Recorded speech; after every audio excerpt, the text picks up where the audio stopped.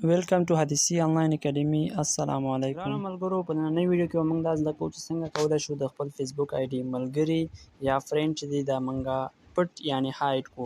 لکه دا زما د فیسبوک فرینډ چې دی لکه 4990 فرینډ دی. د دې لپاره چې دی دا زه لکه یوازې چې زه یې وګورم، د دې لپاره موږ ځو د فیسبوک سیټینګ ته به راشو. لاندې دلته به بل آپشن دی، دا سیټینګ ته بل آپشن کلیک به پرې وکړو. نو دلته لاندې به راسو موږ،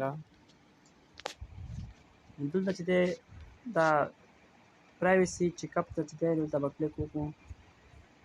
نو دا اولنی آپشن موږ سره راځي هو کان سی او وټ یو شیر. نو دلته چې دی موږ لاندې راځو کنټینیو آپشن ته. کنټینیو کې چې دی موږ سره دلته دی لکه دا زموږ موبایل نمبر دی، څوک ته غواړې چې موبایل پټ کې پبلیک کې یا یې فرینډ کې. آن لیمي چې دی خالي موږ یوازې کتلی شو. نو دا آن لیمي سوی دی او د برګ ډې هم دا رقم کېږي چې ستا د پیدایښت ورځ څوک کتلی شي یا نشي کتلی. هوم ټاون هم داسې دی، ریلیشن هم داسې دی چې دی دلته چې دی موږ سره فرینډ هم راتلی شي، پبلیک هم راتلی شي او آن لیمي هم راتللی شي او ایجوکیشن هم همداسې راځي. او دلته موږ سره لاندې یو آپشن دی د فرینډ اینډ فالوینګ. دا هو کان سی یور فرینډ لیست آن یور پروفایل.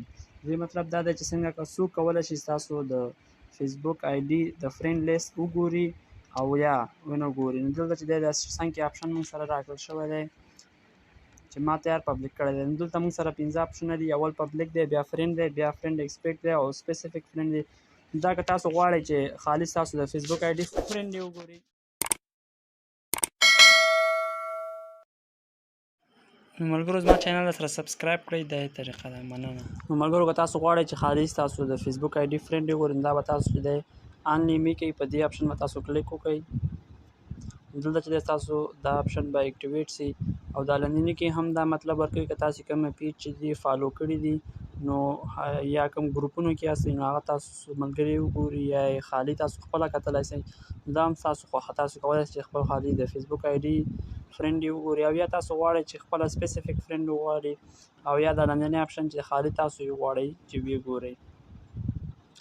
نیکسټ نو بېرته موږ ځو بېرته خپل آی ډي ته ځو.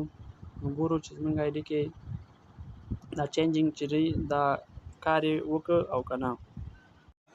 نو ګرانو ملګرو موږ خپل بېرته آی ډي ته راسو، ګورو چې دا زموږ آی ډي کې دا آپشن اپلای شو یا نه. دلته چې دی موږ دا 3 ډاټ باندې کلیک کوو او راځو دلته ویو از ته.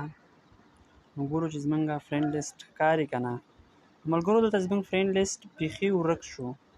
نو دا رقم ویډیوګانو سره چې دی زما چینل سره سبسکرایب کړئ او د ملګرو سره شیر کړئ.